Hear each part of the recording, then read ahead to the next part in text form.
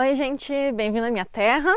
Hoje coloquei até calça aqui porque a gente vai se enfiar um pouquinho no meio do mato, tá? Eu quero mostrar uma coisa muito legal para vocês, porque a gente está acostumado com zinnia, cosmos, todas essas plantas que são comercializadas, mas a gente vai ver, a gente tem uma infinidade de plantas nativas que são extremamente lindas e podem ser usadas no nosso jardim, tá?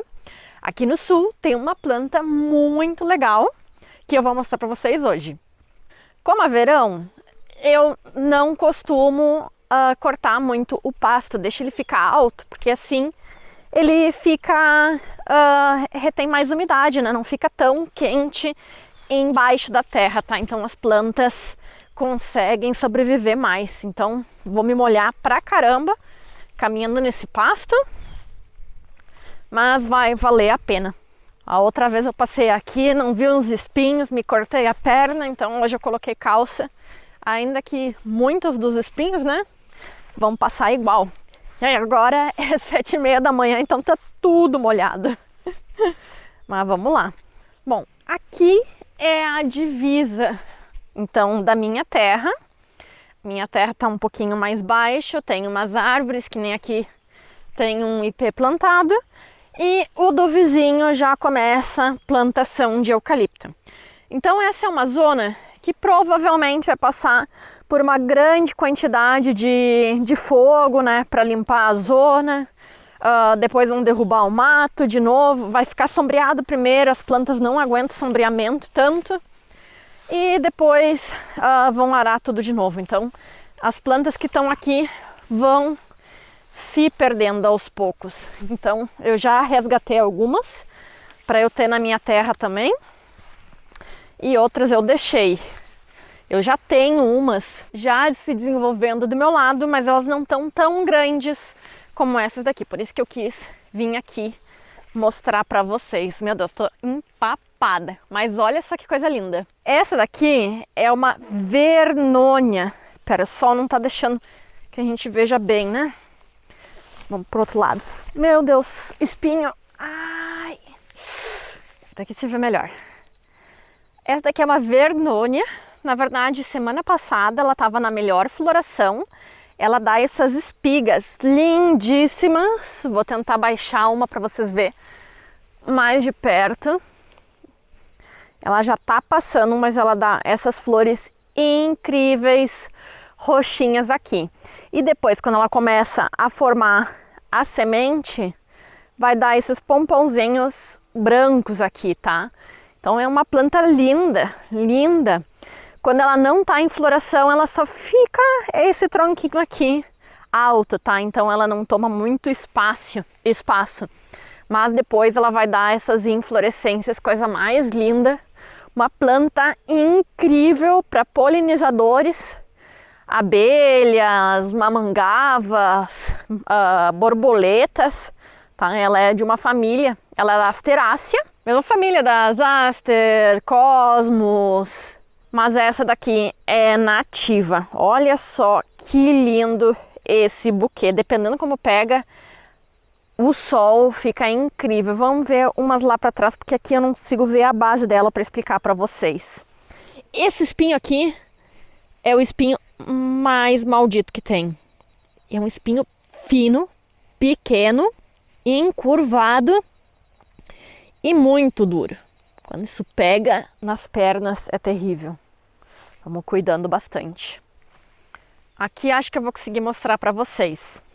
Essa planta aqui, ela vai bem em solos bem secos, solos pobres. Dá para ver aqui, é um solo cheio de pedra, que já sofreu queimada várias vezes.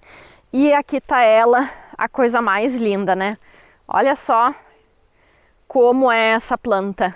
Incrível, né? Ela é muito, muito linda. E embaixo, ela vai ter uma característica diferente. Vamos ver se eu vou conseguir mostrar para vocês. Não, tá meio enterrado aqui.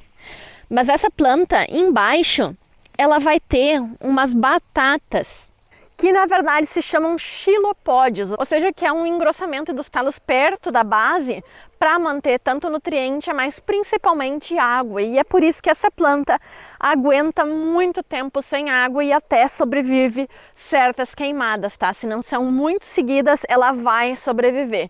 Porque é tanta água que ela reserva ali que ela não queima facilmente. Então é uma planta muito guerreira.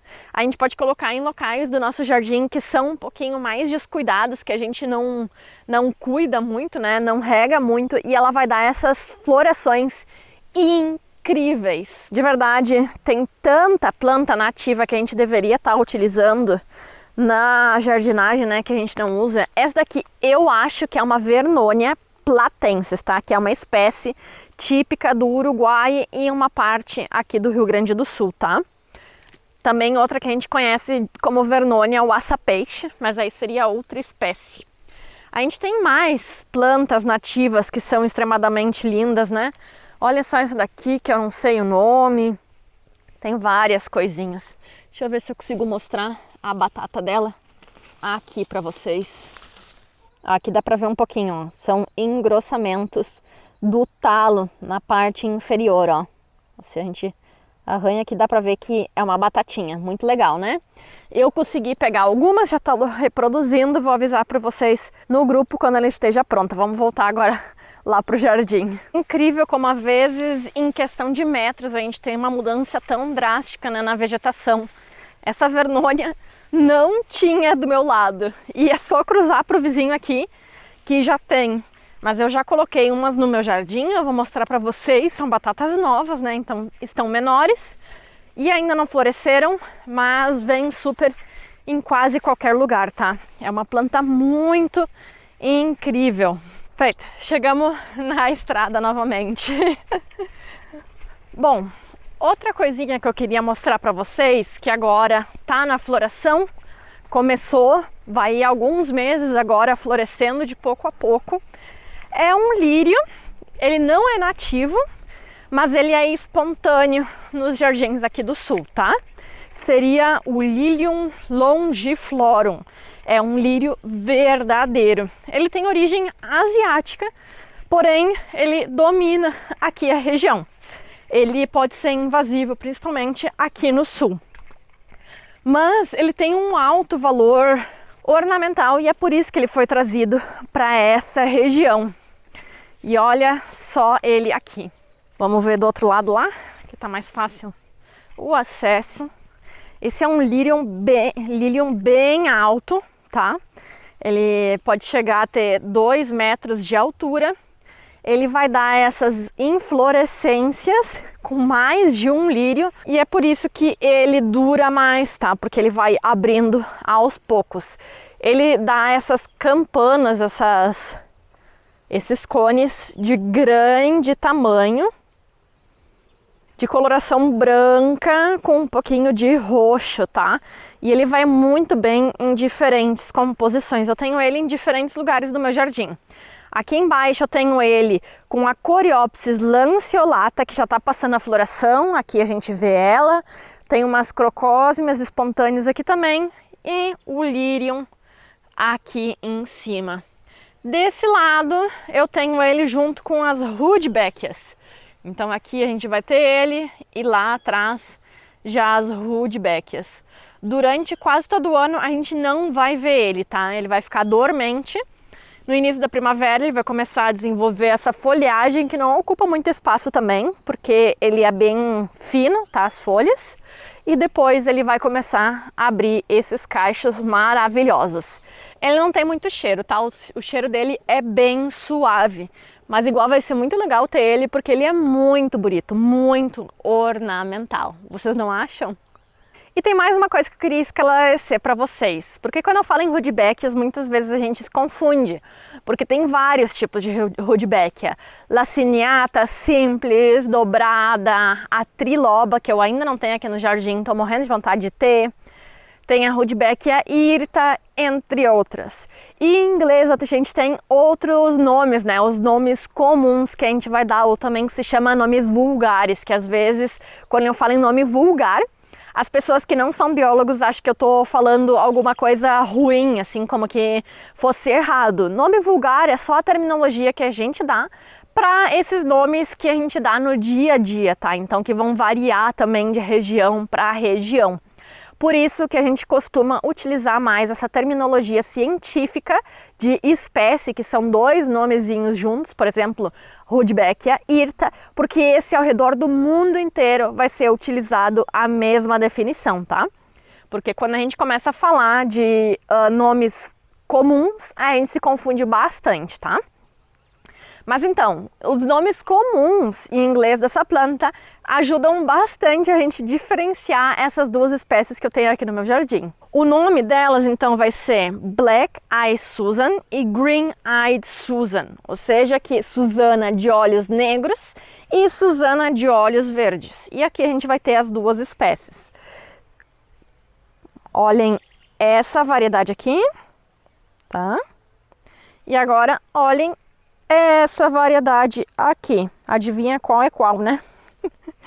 Bom, então essa é a Black Eyed Susan Rudbeckia hirta, que é uma espécie anual, muito boa para compor esses jardins, então, de pequena duração, como por exemplo aqui, né, que a gente tem os cosmos e a gente pode colocar ela e ano que vem a gente pode ter alguma coisa completamente diferente. Já essa seria a Susana de olhos verdes, porque se a gente olha, né, ela tem o olho dela, né, o centro dela em uma coloração verde. Essa é a Rudbeckia laciniata, que tem um tamanho muito maior, tá? Essas ainda são pequenas, digamos assim, ela pode ficar muito maior que isso. Principalmente quando que ela tá jovem, ela vai ser bem verde. Depois, quando ela começa a desenvolver as sementes, abrir as flores e depois as sementes, ela começa a ficar um pouquinho mais escura. Mas essa vai ser uma variedade perene, então a gente tem que calcular onde vai colocar ela, porque ela vai ficar no nosso jardim para sempre. Mas essa é a curiosidade então de Green Eyed Susan e Black Eyed Susan. E a de olhos pretos, escuros, negros, vai ser assim, mas também tem outras variações, como por exemplo essa. É a mesma espécie, tá? Então quando vocês compram um pacote de semente, muitas vezes vai sair mesclado, tá? Elas não vão ser iguais. Então a gente tem a diferenciação. E olha só que legal. Uma aranha caranguejo se misturando aqui com a flor para ver se caça uma abelhinha ou algum outro animal. São aranhas inofensivas para a gente, mas bem letais para outros insetos. Vamos deixar ela trabalhando aí. Legal, né? Então, essas eram umas coisinhas que eu queria mostrar para vocês. E tem mais uma coisinha na minha cozinha que eu quero mostrar, que é uma colheita que provavelmente muitos de vocês não vai conhecer, tá? Porque é uma coisa bem característica aqui do sul do Brasil de comer. É um tipo de melão diferente que eu vou preparar para vocês para ensinar como se faz, tá? E essa semana eu já vou ter semente dele também à venda. E outra coisa, antes da gente entrar lá, esse vídeo vai ser um pouquinho mais curto, eu acho, eu quero mostrar uma plantinha, mostrar bem detalhado para vocês ela, porque vocês pediram tanto e agora ela tá quase pronta às mudas, tá? Bom, essa plantinha aqui é a que chama muito a atenção de vocês. Aí tá uma mosca florífera. Aí saiu. Essa daqui é uma Buddleia. Essa é a variedade com mais cheiro que eu tenho no jardim. Ela vai dar essas espigas bem grandes, só de mexer um pouquinho nela, já tô sentindo o cheiro. Vai dar essas flores bem grandes, tá? As espigas de inflorescência. Lilás com o miolo alaranjado, tá? Conseguem ver que ela tem um miolinho alaranjado? Bom, essa daqui eu consegui fazer já mudas. Elas estão na última parte do enraizamento e já logo eu vou ter mudinhas disponíveis para vocês, tá? A amarela não consegui ainda. Mas olha só que coisa linda. Aqui eu fiz uma composição da Buddleia por cima, eu levantei ela um pouco e embaixo eu coloquei essa sálvia farinácea aqui que dá essas espigas azuis. Então fica um degradê, pelo menos eu acho, vou me distanciar aqui para mostrar para vocês. Um degradê bem bonito, com a budleia em cima e as farináceas embaixo. Lindíssima, né? Essa planta, vocês podem cultivar ela então mais baixa, dependendo da poda que vocês fazem, ou deixar ela como um arbusto mais alto, podendo chegar até uns 3,5 metros, 4 metros, se vocês quiserem. Eu prefiro ela nesse intermediário, tá? Essa altura para mim tá perfeito, porque assim é fácil de fazer a poda. Se a gente continua tirando essas flores antigas, ela vai abrindo cada vez mais e ficando mais cheia também. Se a gente deixa que ela se desenvolva sem a poda, ela começa a ficar leg, como se diz em inglês, que seria... esqueci o termo em português, mas mais pendente, assim, ela fica mais aberta e começa a esparramar para os lados, tá? Então eu prefiro poder ter acesso em toda ela para ir sempre cortando ela mais para trás. Por exemplo, aqui, agora eu venho e corto ela aqui, deixo essa floração terminar e aí depois eu vou cortar aqui para trás. Então, cada vez eu vou reduzindo ela para incentivar a brotação mais para o interior e não ficar então tão pernuda, tá? Mas essa planta aqui é uma planta demais, uma planta de pleno sol que vai atrair muitos polinizadores para vocês, tá? Enquanto eu pego as coisas lá dentro de casa para mostrar esse melão diferente, vou deixar vocês aqui com um pequeno tour no jardim.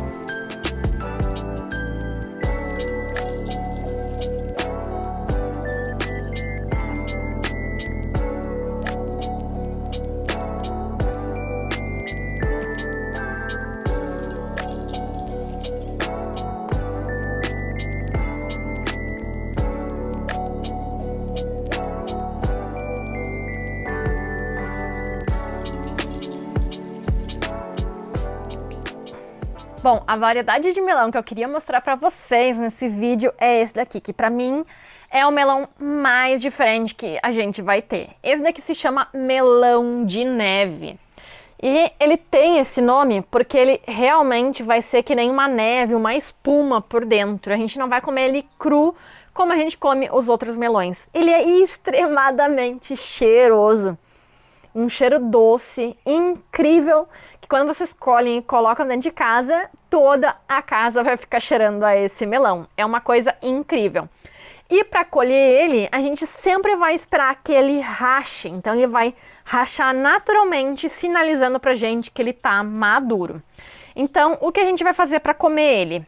Primeiro, a gente vai tirar, então, as sementes que eu vou guardar para ter mais semente para vocês. Então a gente vai tirar todo o interior dele assim, facilmente.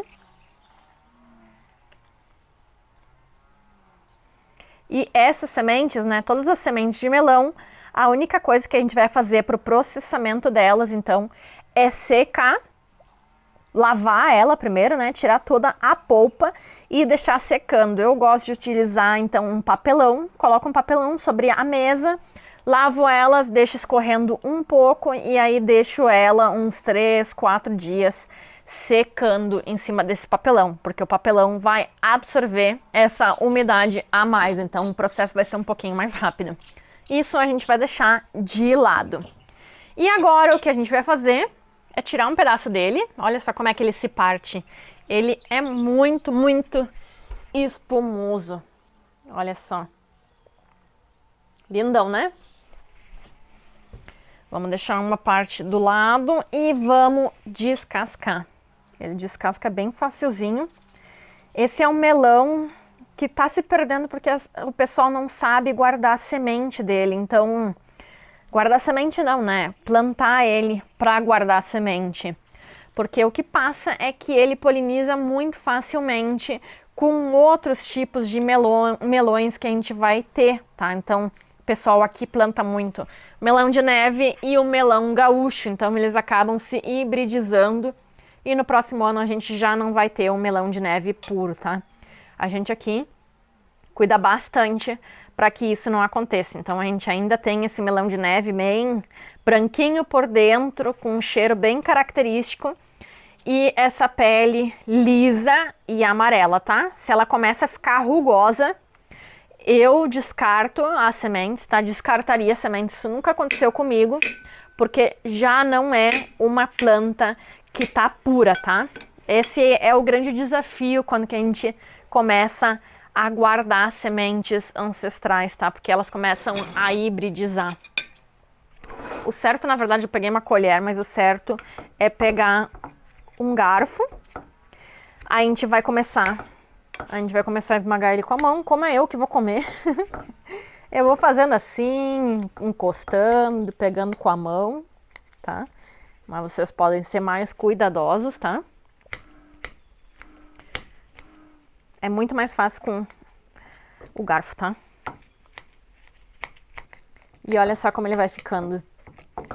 Nesse ponto a gente já pode começar a adicionar açúcar, tá? Isso é uma sobremesa, tá? Então faz parte. Tem gente que coloca limão também para dar um gostinho a mais. Eu não gostei tanto. Tem gente que coloca gelo, mas eu não gosto. Eu prefiro colocar o melão na geladeira por um dia, por algumas horas, né? Que nem eu fiz agora, e não adicionar o gelo, porque senão ele fica aguado. Então perde um pouco a característica. A gente vai amassando bem. E agora, ou a gente come direto, porque ele tá bem geladinho, ou a gente coloca na geladeira para comer durante o dia. Ele fica bem pastosinho assim, é realmente tipo um mousse, só que sem a gordura, tá? E tem até a abelha aqui já do lado. A consistência dele é muito boa, tá? Ele é muito aromático, ele tem um perfume incrível que fica impregnado na boca. As crianças adoram. É saudável apesar do açúcar. A gente pode substituir também por mel se vocês quiserem. Ele é muito gostoso. Pra mim esse é o melão mais diferente que a gente vai poder encontrar, tá? Alguns variam entre cores, um pouquinho de textura, mas esse se come completamente diferente do que a gente tá acostumado, né?